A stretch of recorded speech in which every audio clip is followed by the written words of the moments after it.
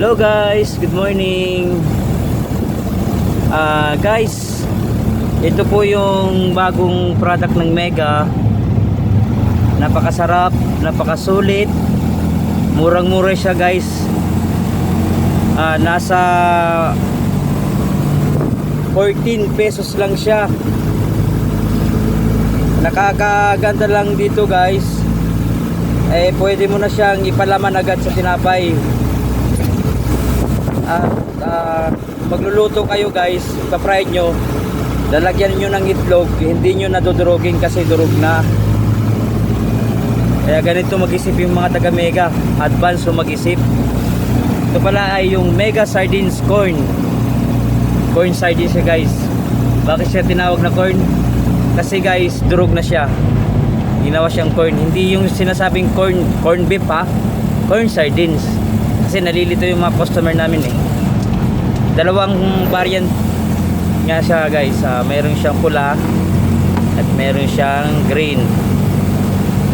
Yung isa maanghang, yung isa hindi. And the new coming guys na product namin is Mega Squid. Alam ko noon meron na ito kaso lang parang nawala siya sa trade, kaya binabalik ng Mega Sardines.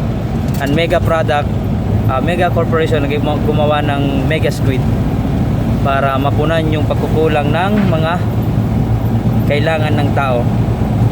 Tsaka guys, naglabas na rin sila ng bagong product nila. Ito ay tinatawag na Mega Prime Choice Oyster Sauce. Kasi guys, marami kasing oyster sauce ngayon guys. Choices na lang siguro ng mga customer kung ano yung sa kanila. Pero guys, masasabi ko lang na mas guarantee yung oyster sauce namin kasi hindi siya maalat, hindi siya maasim, saktong timpla. Manamis siya guys. Try nyong subukan yung Mega Prime Choice namin oyster sauce. Mura rin lang siya, mura. Nasa 6 mga 7 na rin siya guys. 7